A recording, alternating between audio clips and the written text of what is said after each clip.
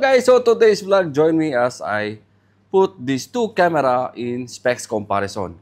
We have the Nikon Z8, fortunately we don't have demo unit, and the Sony A1 II. So let's check again the specs comparison and let's see which camera is the best for you. But again, before anything else, if you like photography, if you like this kind of content, please consider to subscribe and hit notification bell so at least you'll be updated for all the videos that I will upload regarding photo, video tutorial, and comparison. So, without further ado, let's start now, guys. First, let's check the announced date of these two camera and also the price.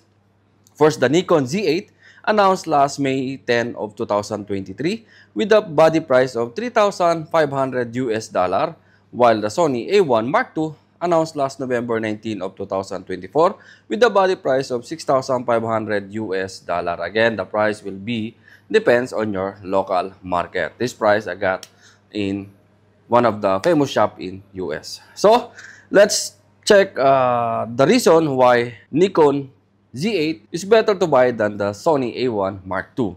So first, you have a cheaper body, LCD screen, which is the 3.2 inch compared for 3 inch for Sony. You have already top LCD for the Nikon. You have illuminated buttons. That's very perfect for dark area. Vehicle tracking autofocus and insect tracking autofocus. So that is the reason why you will choose the Z8 over the Sony A1 II. And of course, it's cheaper. Again, it's cheaper body. Reason to choose the Sony A1 II over the Nikon Z8. So, first, you have already the gyroscopic stabilization, lens breathing correction, tilt and flip screen. Sensor resolution is 50 megapixel compared for 46 megapixel.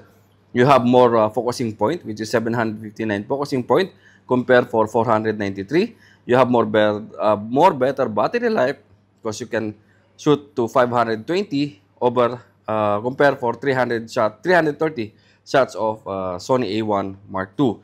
It's more lighter, which is 743 grams compared for 910 grams. You have more better viewfinder resolution. It's 9,440K dots compared for 3,686K dots. Then you have better dynamic range, which is 14.5 compared for 14.2. You have better in low light ISO, 3163 versus 2548. You have already flashing port, Ethernet port, and IS stop effectivity is up to 8.5 stop compared with 6 stop of the Nikon Z8. So that is the reason why you choose the new Sony A1 II compared with the Z8 Nikon. So, but again, guys, these two camera share some similarity. Again, they are both stock sensor.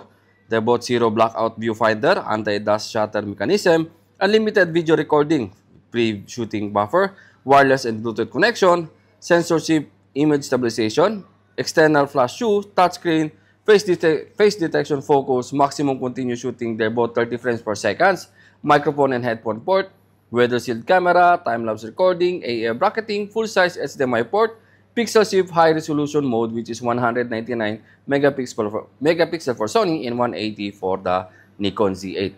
Both have focus bracketing, dual access electronic level, 2 storage slot UHS 2 CF Express Type A for Sony and Type B for Nikon.